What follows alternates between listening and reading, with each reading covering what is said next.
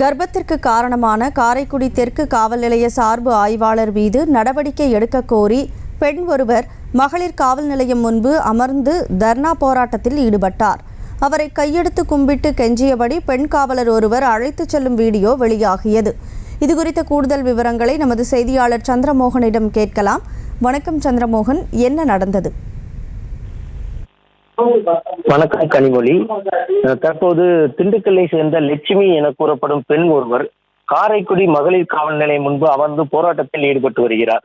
அவர் தற்போது 7 மாத கர்ப்பமாக இருப்பதாகவும் அதற்கு காரணம் காரைக்குடி தெற்கு காவல் நிலையத்தில் பணிபுரியும் சார்பு ஆய்வாளர் சிவக்குமார் தான் எனவும் அவர் மீது நடவடிக்கை எடுக்க வேண்டும் என காரைக்குடி மகளிர் காவல் நிலையத்திலும் புகார் அளித்தார். புகாரை வாங்காததால் காவல் நிலையத்துக்கு முன்பு சாலையில் அமர்ந்து போராட்டம் நடத்தினார். போராட்டம் நடத்திய அந்த பெண்ணின் காலில் விழுந்து உள்ளே வருமாறு சமாதான பேச்சுவார்த்தையில் மகளிர் பெண் காவலர் ஒருவர் ஈடுபட்டு வருகிறார்.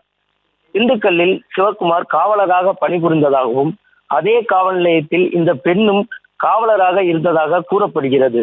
2001ஆம் ஆண்டு இவர் சார்பு ஆய்வாளருக்கான தேர்வு எழுதி தேர்ச்சி பெற்று தற்போது காரைக்குடி தெற்கு காவல் நிலையத்தில் பணிபுரிந்து வருகிறார்.